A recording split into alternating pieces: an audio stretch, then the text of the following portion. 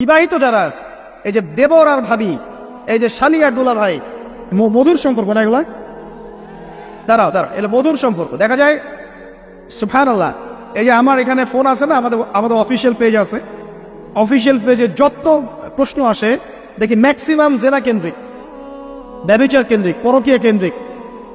একজন প্রশ্ন করেছে যে দুলা ভাইয়ের চরিত্র এত খারাপ ছিল, আর ওই মেয়ের বয়স তখন কম ছিল, 13 বছর বয়স। 13 বছর বয়সের মেয়ের দিকে সে চোখ দিয়েছে। যাকে বিয়ে করেছে তার সাথে তো সম্পর্ক আছেই, যাকে বিয়ে করেছে ওর সাথে তো সম্পর্ক আছেই। তারপরে আপনার শালীর সাথে সম্পর্ক।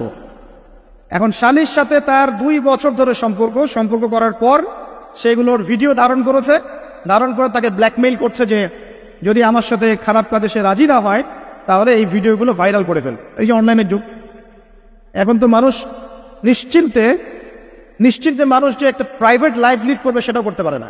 প্রাইভেট লাইফের সবকিছু রেকর্ডেড হয়ে যায়, হয় না? এটা একটা ফিতনা, মহাফিতনা। সে রেকর্ড করেছে, এইভাবে ব্ল্যাকমেইল করে এই শালীর সতীত্ব নষ্ট করলো। 1 বছর 2 বছর না, 3 বছর ধরে। এখন এই মেয়ে প্রশ্ন করছে পেজের মধ্যে যে এখন তার মানসিক অবস্থা এতই খারাপ, সে জিজ্ঞাসা করছে আমি যদি আত্মহত্যা করি তাহলে আমার পাপ হবে কিনা। এই মেয়েটা যদি আপনার বোন হতো কি করতেন আপনি? আল্লাহ না করুক এই মেয়ে যদি কারো মেয়ে হতো তাহলে কি করতেন আপনি? আপনার কাছের কেউ হলে আপনি কি করতেন? এখানে ওই শাস্তিটা না বলে সামনে যেতে পারছি না। শোনেন, যারা বিবাহিত ব্যক্তি হওয়ার পরেও পরকীয়া করেছেন, বিবাহ করার পরেও পরকীয়ার পাপে লিপ্ত ছিলেন বা এখনো আছেন, জেনে হোক না জেনে হোক করেছেন, অথবা এটা জেনে করেছেন যেটা একটা খারাপ কাজ তারপরেও করেছেন, রাসূলুল্লাহ সাল্লাল্লাহু আলাইহি ওয়াসাল্লামের হাদিস এবং আল্লাহ পাকের কালাম অনুযায়ী তাদের শাস্তি হচ্ছে কোমর পর্যন্ত মাটিতে পুঁতে ফেলে পাথর নিক্ষেপ করে রজম করে হত্যা করা। ইসলামিক যদি কোনো রাষ্ট্র থাকতো বা এটা যদি হতো, বা এটা যদি ইমামুল মাহদির যুগ হতো বা ওমর রাদিয়াল্লাহু আনহুর যুগ হতো, তাহলে এই শাস্তির বাইরে আপনি চলতে পারতেন না যদি এটা প্রমাণ হতো। এই শাস্তি যদি দুনিয়াতে কার্যকর নাও হয়, আপনি যদি তওবা না করে মারা যান, তাহলে কিয়ামতের মাঠে এই শাস্তি আপনি ভোগ করবেন। খুব মজা লাগছে পরকীয়া করতে। সকালে একটার সাথে, দুপুরে একটার সাথে, আজকে একজনের সাথে রাত কাটান, কালকে আরেকজনের সাথে রাত কাটান, খুব মজা পাচ্ছেন। রাত্রেবেলা মদ খান আর হোটেলে রাত কাটান, সকালবেলা আবার অফিসে যান। আমাদের শহরের এগুলা কালচার কোত্থেকে আসলো? এই শহরকে পবিত্র করবে কে এবং এই শহরের আসল রূপগুলো স্পষ্ট করবে কারা? খুব মজা পাচ্ছেন এগুলোতে। সুবহানাল্লাহ। একটা বিষয় বুঝাই, ইসলামে কেসাস আছে, কেসাস। মনে করেন আমাকে কেউ হত্যা করেছে, আপনি তাকে হত্যা করতে পারবেন।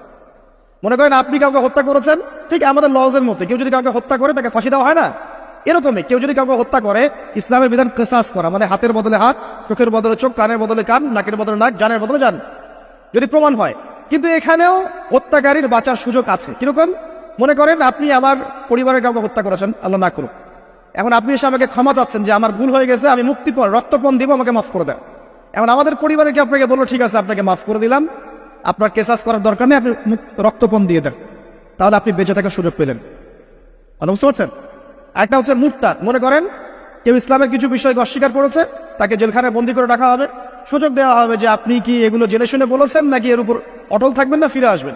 সে যদি বলে না আমি তওবা করলাম, আমি এগুলো থেকে ফিরে আসলাম, ও বেঁচে থাকার অধিকার পেয়ে গেল।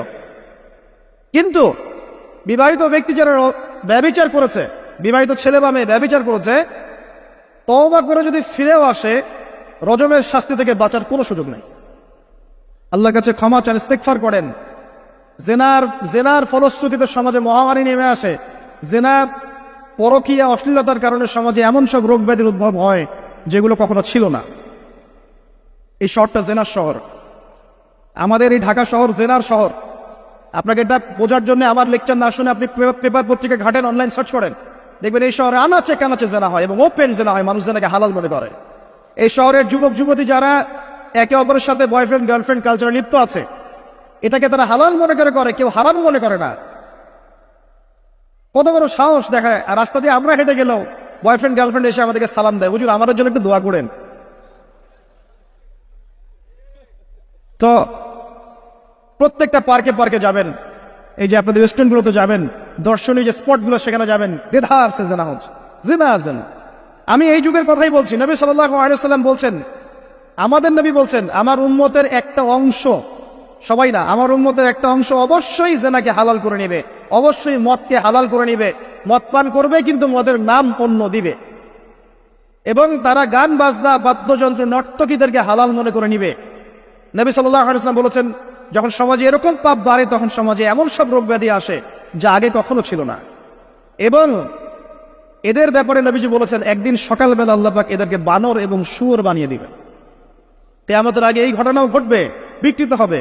ভূমিধস, ভূমিকম্প, ভূমিধস এবং আকৃতির বিকৃতি, এগুলো আযাব আসবে আল্লাহর পক্ষ থেকে। এই জেনা, এই ব্যভিচার, এই পরকীয়া, নোংরামি, অশ্লীলতার কারণে ঘরে ঘরে এগুলো বয়ফ্রেন্ড গার্লফ্রেন্ড কালচার। কেউ মনে করে না যেন এগুলো হারাম, কেউ মনে করে না যে আমার এই যে সহপাঠী আমার গায়রে মাহরাম, এই গায়রে মাহরাম শব্দটাই নাই। কাজিন, চাচাতো বোন, মামাতো বোন, খালাতো বোন, এই যে কাজিন, এরা জেনা করছে। কি দেখা বাকি রেখেছে এই যুগে আমরা দেখছি যে নিজের মেয়ের সাথে পিতার শারীরিক সম্পর্ক। পেপার পত্রিকা পড়েন, একটু অনলাইন ঘাটেন, দেখেন কোন যুগে আছেন আপনি। সমাজের ন্যায় অন্যায় হক বাতিলের মানদণ্ডই উল্টে যাবে। মানুষ ন্যায়কে অন্যায় মনে করবে, অন্যায়গুলোকে ন্যায় মনে করে নিবে। কোনো মানদণ্ড নাই। আমাদের শহরের এই অবস্থা, শান্তিতে কিভাবে ঘুমাবেন আপনি? নিশ্চিন্তে থাকবেন কিভাবে? কখন যে আল্লাহর গজব চলে আসে।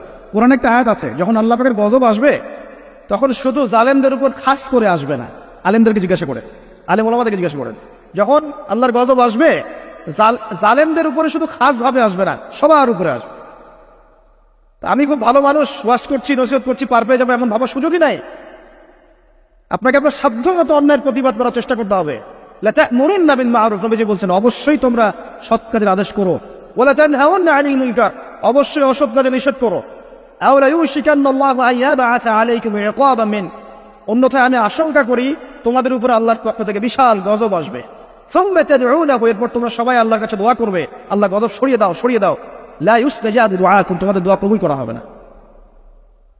নবী সাল্লাল্লাহু আলাইহি ওয়াসাল্লাম বলেছেন, মান রাআ মিনকুম মুনকারান, তোমাদের মধ্যে যে কেউ হুয়েভার হি ইজ, যে কেউ যদি কোনো মুনকার, নোংরা, গর্হিত কোনো কাজ দেখে, তাহলে যেন ফাল ইউগাইয়ির বিয়াদিহি, তার সামর্থ্য থাকলে হাত দিয়ে যেন ঠেকায়। সামর্থ্য থাকলে হাত দিয়ে যেন ঠেকায়। যাদেরকে আল্লাহ পাক হাত দিয়ে ঠেকানোর ক্ষমতা দিয়েছেন তাদেরকে আল্লাহ জিজ্ঞাসাবাদ করবেন, কেন ঠেকালে না তুমি? জেনার লাইসেন্স দিলে কেন? মদের লাইসেন্স দিচ্ছে কেন? ঠেকালে না কেন তুমি? অন্যায় কাজকে ঠেকালে না কেন? যদি তুমি না পারো, ওয়াইল্লাম ইয়াস্তাতি, যদি সে না পারে, তাহলে ফাল ইউগাইয়ির বিলিসানি, তাহলে যেন মুখ দিয়ে সেটা প্রতিবাদ করে। এই যে মুখ দিয়ে প্রতিবাদ করার ক্ষমতা আলেম ওলামার আছে, যাদের হাতের ক্ষমতা নেই, মুখের ক্ষমতা আছে।